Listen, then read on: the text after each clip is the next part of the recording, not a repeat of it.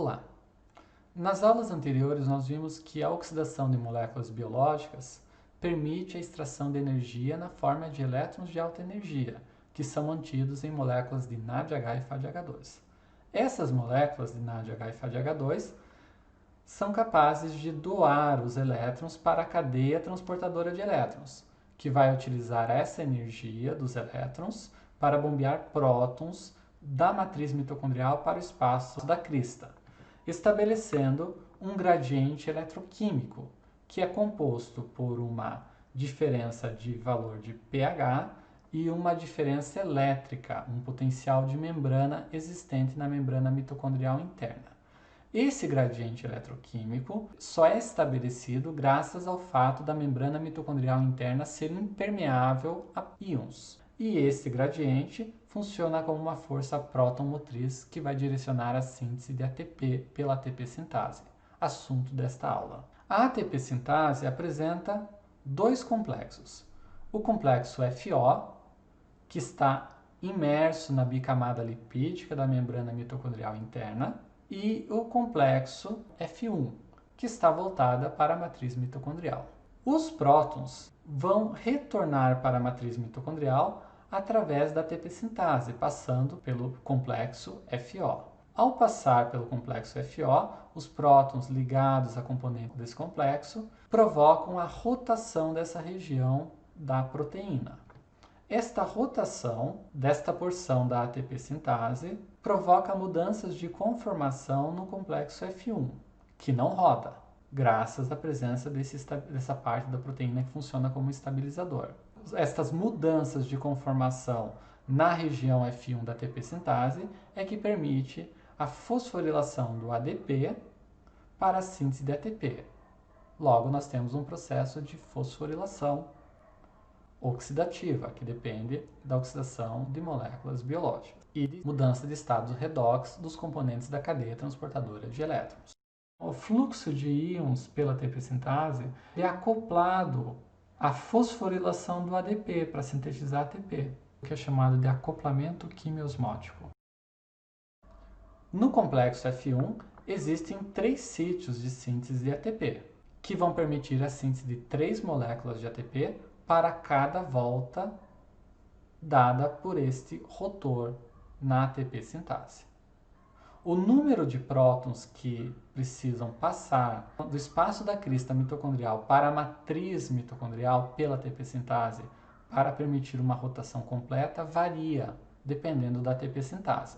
Existem ATP sintases com maior número de unidades formando esse rotor e ATP sintases com menos unidades. Quanto mais unidades, mais prótons precisam passar do espaço da crista para a matriz mitocondrial para permitir a síntese das 3 moléculas de ATP.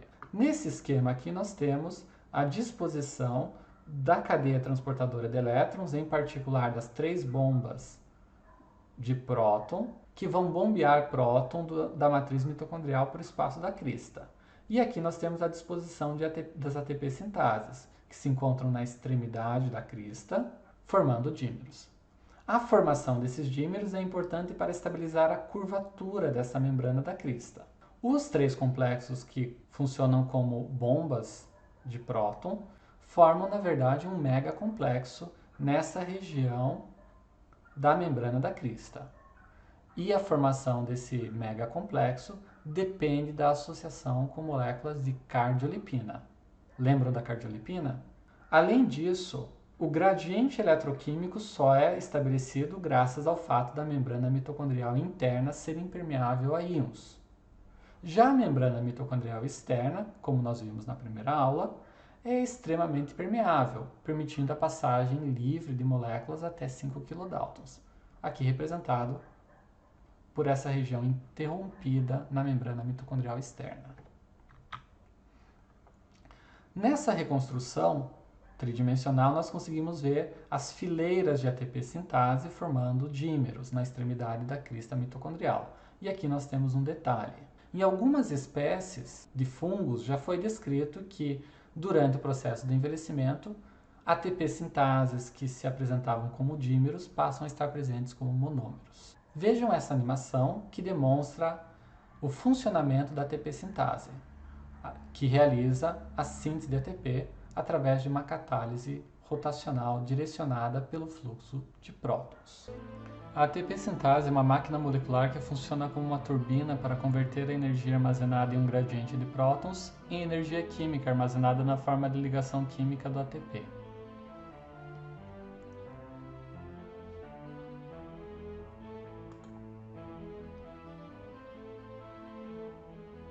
O fluxo de prótons a favor do gradiente eletroquímico direciona um rotor que fica na membrana. Acredita-se que os prótons fluem através de uma entrada aberta de um lado da membrana e ligam-se às subunidades do rotor. Somente as subunidades protonadas podem girar na membrana. Uma vez que as subunidades protonadas completam quase uma volta e retornam às subunidades estáticas, um canal permite a saída dos prótons para o outro lado da membrana. Dessa forma, a energia armazenada no gradiente de prótons é convertida em energia rotacional mecânica. A energia rotacional é transmitida através de um eixo anexado ao rotor que penetra profundamente no centro da F1 ATPase, que catalisa a formação de ATP.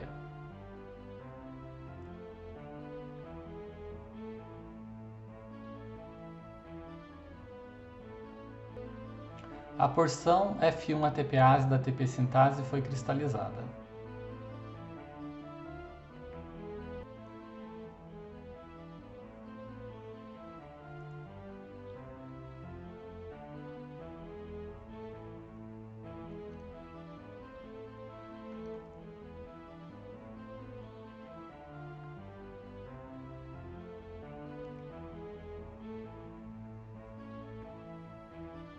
Sua estrutura molecular mostra que a posição do eixo central influencia a conformação e o arranjo das subunidades circundantes.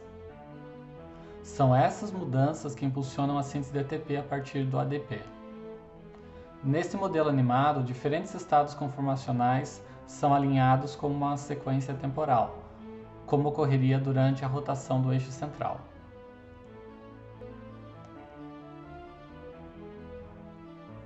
Como qualquer enzima, a ATP sintase pode funcionar em qualquer direção.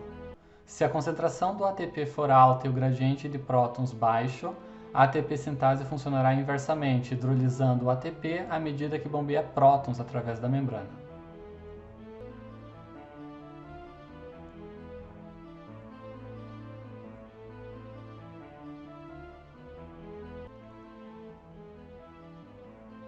Para mostrar a rotação do eixo central, um filamento de actina curta e fluorescente foi experimentalmente anexado à ATP sintase. Filamentos únicos ligados a F1 ATPases únicas podem ser visualizados ao microscópio. Quando o ATP é adicionado, o filamento começa a girar, demonstrando diretamente as propriedades mecânicas dessa notável máquina molecular.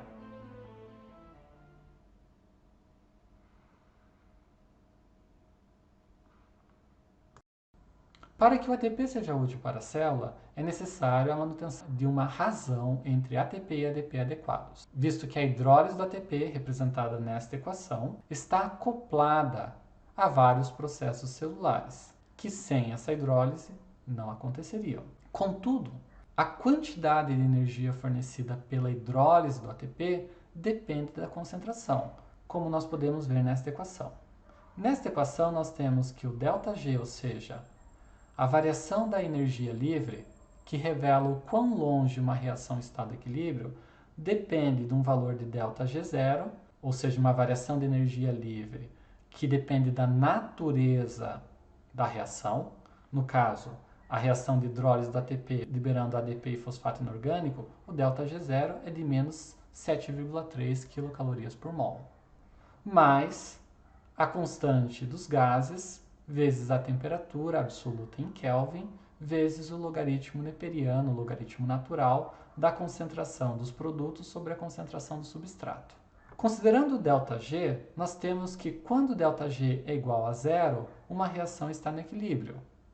Ou seja, pensando na hidrólise do ATP, significa que a taxa pela qual a molécula de ATP é hidrolisada é igual a taxa pela qual ADP e fosfato inorgânico são unidos para formar ATP. Nos sistemas biológicos, quanto mais negativo o ΔG, mais energia é fornecida pela reação. E nesta reação, quanto maior a concentração de ATP em relação a ADP e fosfato inorgânico, mais negativo será o ΔG. Contudo, dentro da mitocôndria é necessário que a situação seja inversa. É necessário que a concentração do ADP e do fosfato inorgânico sejam muito maiores que a do ATP. Desta forma, nós temos que a razão ATP-ADP deve ser mantida alta no citosol e baixa na mitocôndria. Em várias células, esta diferença da razão ATP-ADP no citosol é de 50 a 100 vezes, ou até mais, superior à razão encontrada dentro da matriz mitocondrial. E esta razão adequada do ATP e ADP é mantida graças à presença e funcionamento de um sistema de transporte que troca ATP por ADP, um carreador ADP-ATP que está aqui representado. Utiliza o potencial de membrana para direcionar a exportação do ATP da mitocôndria e a importação do ADP. Neste vídeo vocês vão poder ver uma animação de mitocôndria, que é transportada dentro da célula através de associação com proteínas motoras até sítios de alta demanda. E vocês vão poder também ver alguns processos que ocorrem dentro da mitocôndria.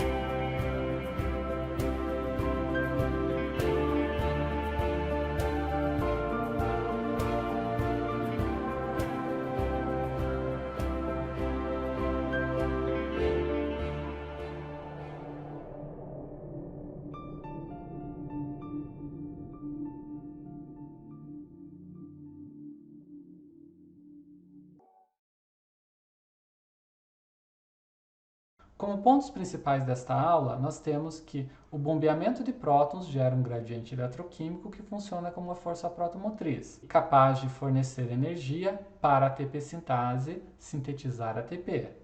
E essa ATP sintase realiza uma catálise rotacional direcionada pelo fluxo de prótons, graças à presença de um acoplamento quimiosmótico. A concentração de ATP e ADP influenciam na variação da energia livre. Dentro da matriz mitocondrial, é necessário que a concentração do ADP e do fosfato inorgânico seja mantida alta e de ATP baixa, e no citosol, o contrário. Espero que vocês tenham entendido, e aqui nós terminamos a aula de mitocôndria. Até mais!